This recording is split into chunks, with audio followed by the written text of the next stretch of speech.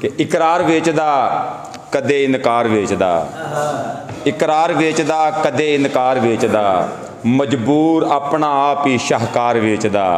और उसदे मरण ते एक भी ना छापी किसे खबर, उसदे मरण ते एक भी ना छापी किसे खबर, सारी हयाती जो रहा अखबार वेचदा।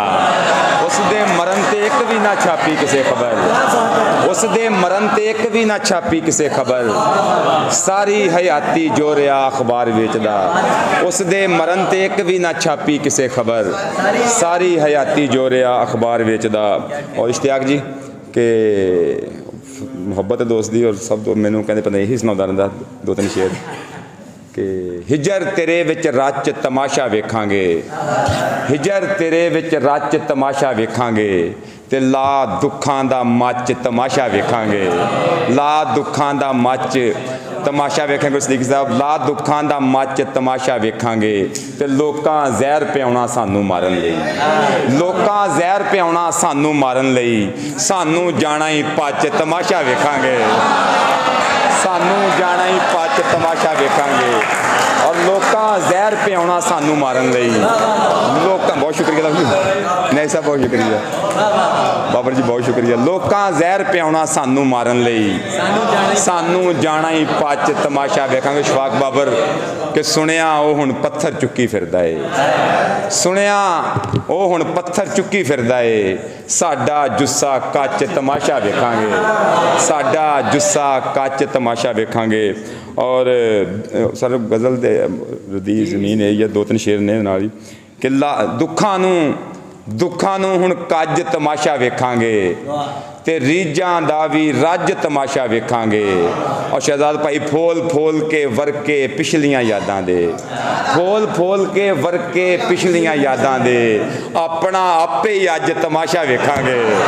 फोल फोल के वरके पिछलियां यादां दे, फोल फोल के वरके पिछलियां यादां दे, फोल फोल के वरके पिछलियां यादां दे, अपना आपे ही अज तमाशा वेखांगे।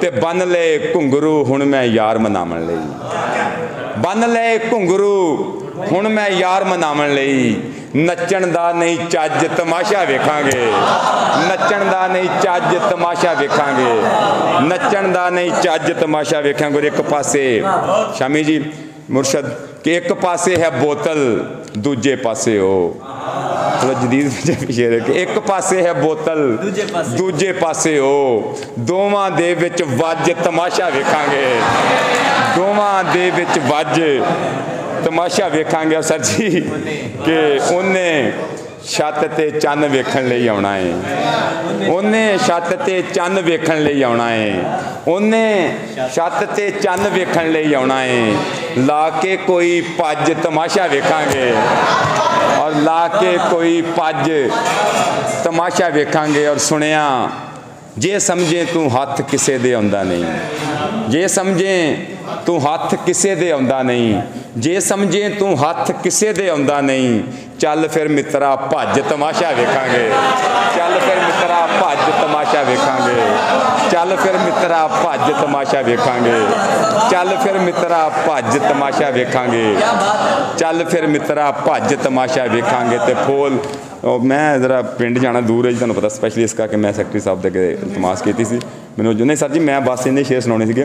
ते बरकत तुहाडा बहुत ज़्यादा शुक्रिया गलबात करने का मौका दिता।